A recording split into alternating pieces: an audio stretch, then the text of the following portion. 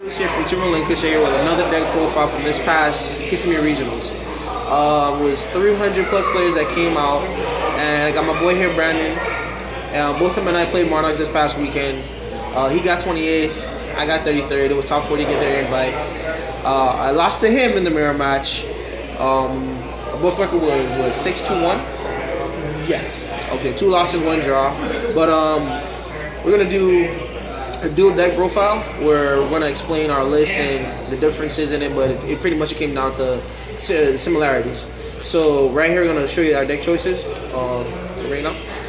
So in our list we played both Mithra. The reason behind it was playing, especially Mithra, was you wanted a great first turn card, because when you're playing Idia, when we get to it, Idia gets Veiler, they can get Forbidden Childish. You're playing against Mermails. It's a card that really starts off your engine going. So, and also you don't mind giving your opponent the one of token, and you can Stormforth it and Aerobase it, and you can do whatever that you want to. So it really was a great option. It was phenomenal this past weekend. So And I just really love double summoning with the summon 2 tribute monsters at once. yeah, and getting the ability to get additional tribute summon using this effect. But also remember, what a lot of players don't know is when you use this effect, it has to be in Chain Link 1. So remember that for those players out there that get out there. Next to Mithra was 2 Idios. I see a lot of players playing 3, but between me and him, we actually agreed that 2 was a lot better. I mean, I don't know about him, but for me, I know I drew this fairly amount, but I hate drawing this card. but it was, At least when Idea gets Veiler, it can recover a spell or trap. This thing just kind of sits there. yeah. But in the mirror match, I like to set this up for later on for the Idios play. I really like it when you banish from the graveyard, and it can get any vassal, so you can banish it, bring out a Mithra in most cases, and tribute summon, and you gain the effect. I did that quite a few times. Yeah, so it has its pros and it has its cons, so it wasn't that bad per se. And then really just the best turn 1 Idia. You don't have to go into that, it's self-explanatory. This is where the difference comes in. The Veilers. We both agreed to play an effect Veiler, but he wanted to play 3. I think I wanted to play 2. I agree with him now, because in the mirror match, that's how I got too old. Yeah, Every time he uses Veiler in the Idia. So It's like next time we're gonna play 3. So that's pretty much the explanatory. Then we got 3 Ether, self-explanatory, and then we got the 3 Erebus. I mean, the best. I think this is the best turn 1 Monarch ever. Really, it's abusive, and searching this off for return is retarded. The Ether for follow-up plays. Then he played 2 Karaz. I played the 1. He played double Thessalos. I played 1. The reason behind it was he likes information, and he played like we both agree with Karaz being you can use it to disrupt plays and card advantage. But he felt he was gonna play more mirror matches, which I did. Yeah, he played 5. I really like the draw power of the Karaz. And I'm not a big fan my of opponent's break with Thessalos. and I'm a big fan of Karaz, really. And I found myself signing out like 80% of the time. But that's a little side, especially in the mirror match. When you start going like, it's always to a point where I like it if I don't get it for like beginning of the game. I like it late game, where I've been in a situation where I tribute summon for the Thessalos, look at their hand, take a card, and then I have an escalation set because I mained it. And then during my opponent's turn, Stormforth and whatever that they try to do, like Idia, I just like Stormforth it away, summon Majesty's Feet, and then you just blow them out from there. The only out to that board is either a Stormforth, but most of the time I bring out that board when the Stormforths are all gone. You have the top deck Regeki, so theoretically it's great, and the theme won me 50% of my matches. So because I played like 4 mirrors, yeah, 4. I played 5. Yeah, so there it is, differences, and to replace it, like I made Majesties. He didn't name Majesties. He sided it. I sided Majesties. Yeah. Going into this event, I really felt that Majesties was a better card to play with, and well because I played against Family Abyss and I had a great interaction with it. Spell wise, it was pretty much simple. It was 3 Pantheism, 3 Domain, 3 Tenacities, and 3 Stoneforth. Like I mean, it's so self-explanatory. Yeah, So you don't mess with those ratios. Yeah. It's all 3Fs. And it's 3rd Stoneforth. The 1-for-1, the Foolish, and he played 2 returns. I played 1. I felt this card, even though I realized in the mirror match you want to get to this card as fast as possible because it sets you up for later plays. And my round 9 match, I tenacity and I was thinking about dumping this off the Erebus, but I was like, tenacity got this instead, and it was a total blowout. My opponent could not come back. So, but to compensate for some of the card choices here, I played 3 upsides. I got a Patrick Over sign one here, but I mean the 37 card wasn't so bad. He's against the upstarts. I don't really like upstart. And I don't mind giving my opponent an extra 1,000 for this format because it's more of a grind out and everyone wants to play it. And then trap wise, I played 2 Prime Monarchs and you played 3. And I mean escalation. We both agreed on that. I think even though Prime is a great card, I wouldn't max it out at 3 because 2 is just generally good. Like especially you can have one set, one in the graveyard, and just it's recyclable. So yeah, I usually like to have 1 set and 2 floating back and forth. Yeah, so summons. But I feel like the MVP card for the regional was this card. In testing, I never tested this card. I just threw it in for the regional, and I actually agree with that. It was a very good set.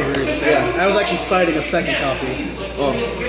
Cyber wise, we actually do have our differences. Alright.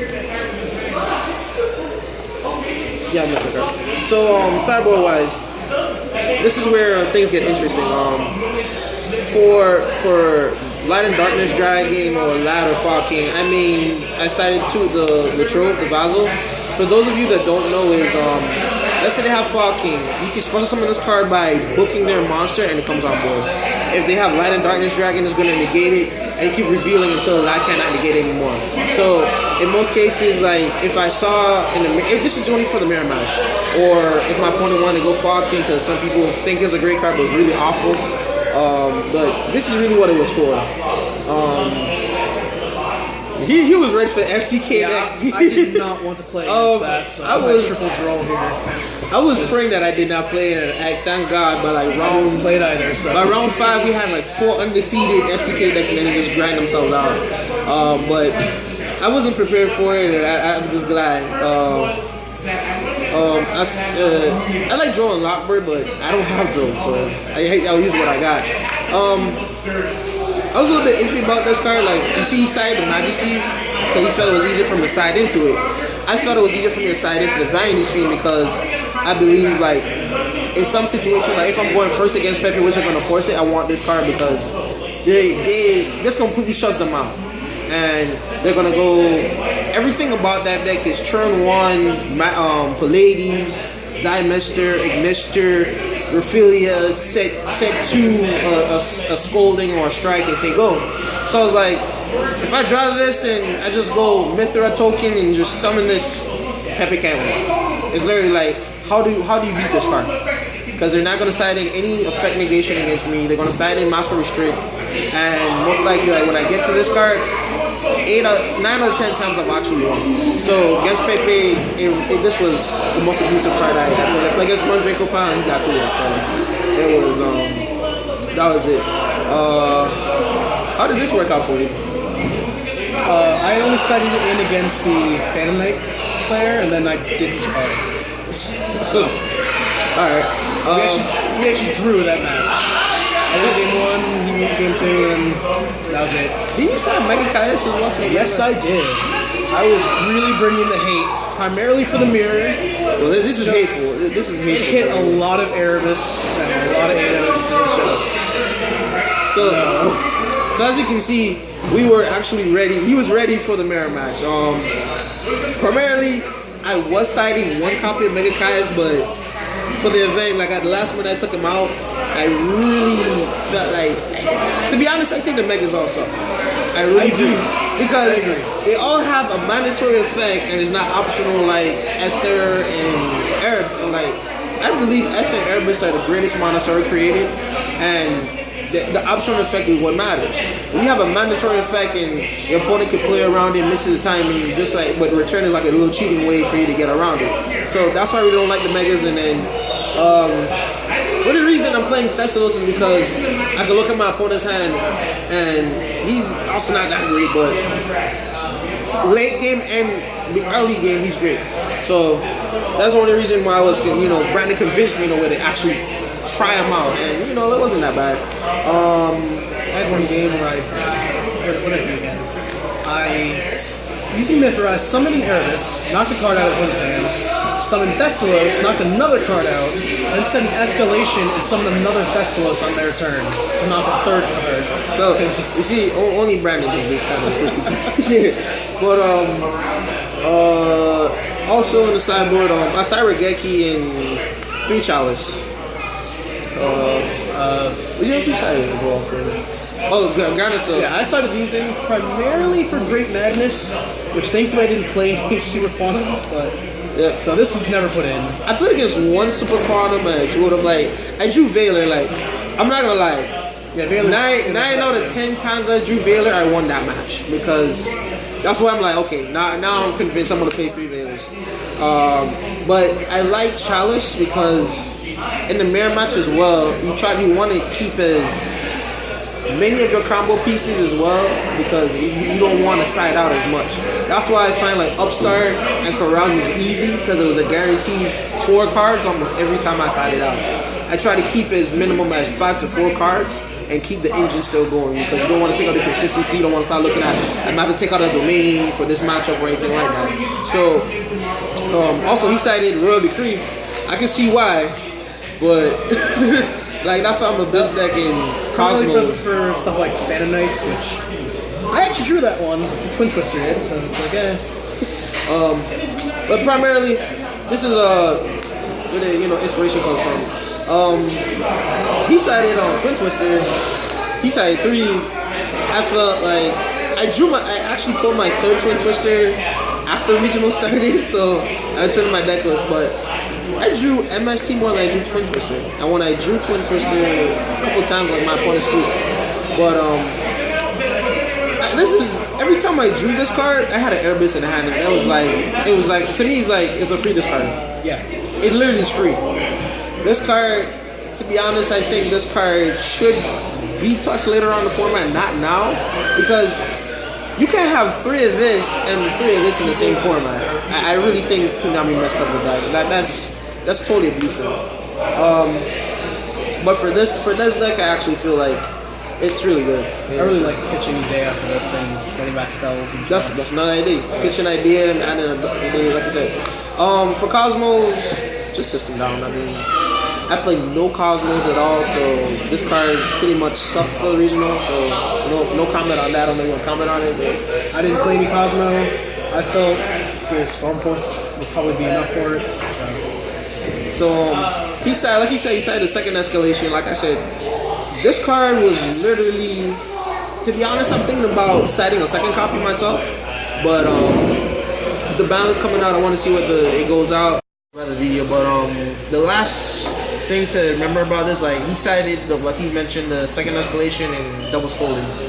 A lot of players at this event main scolding, and I disagree to an extent, but I felt it was better for me to cite it because, to be honest, I went into time like 3 or 4 times, and if I made this, I guarantee I would have lost my matches. I really would have lost them all the time. Twice, I think.